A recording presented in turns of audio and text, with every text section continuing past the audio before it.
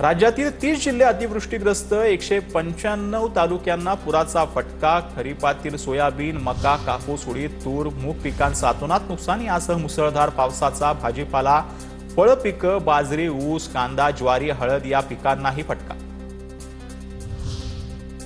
सोलापुरात अतिवृष्टीमुळे 2 लाख हेक्टरवरील शेतीचं नुकसान, 6 लोकांचा मृत्यू, 49 जनावरं दगावली, घरांचं नुकसान, संसार उद्ध्वस्त झालेलं पाहून आजीला देखील अश्रू आणावं। लातूर जिल्ह्यातील पुरामुळे जनजीवन विस्कळीत, अनेक वस्तीत पाणी शिरलं, वाचवा, मदत करा, उभं पीक पाण्यात गेल्यानं महिलेचा टाहो। धाराशिव, बीड, जालना, हिंगोलीत हाहाकार, पुरामुळे अनेक गावांचा संपर्क तुटला। प्रताप सरनाईक उद्या धाराशिवमध्ये जाणार, गरज पडल्यास दुष्काळग्रस्त गावांना दत्तक घेणार, सरनाईकांची माहिती। नांदेड, बीड, सोलापूर, यवतमाळ, बुलढाणा या जिल्ह्यात सर्वाधिक नुकसान। सोलापूर, हिंगोली, धाराशिव, परभणी, जळगाव, अहिल्यानगर, छत्रपती संभाजीनगर, बीड या जिल्ह्यांनाही मुसळधार पावसाचा फटका। 15 ऑगस्ट ते 22 सप्टेंबर पर्यंत सर्वाधिक पावसाची नोंद।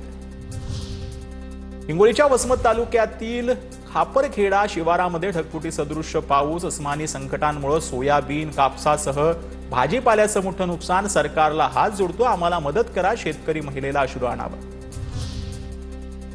सोलापुरात मोहोळ तालुक्यात शिरापूर येथे अनेक शेतकऱ्यांच्या शेतात 4 फुटांपर्यंत पाणी साचल्यानं शेतकरी हवालदिल, अनेकांच्या घरातही पाणी गेल्यानं जीवनावश्यक साहित्याचं नुकसान।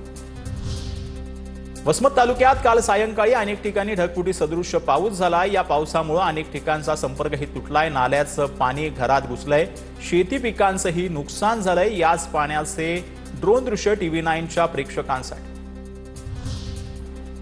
जालन्यात मुसळधार पावसामुळे सुखना नदीला पूर, शेताला तळ्याचं स्वरूप आलंय, घरामध्येही पाणी शिरलंय, पिकांचं मोठं नुकसान झालं।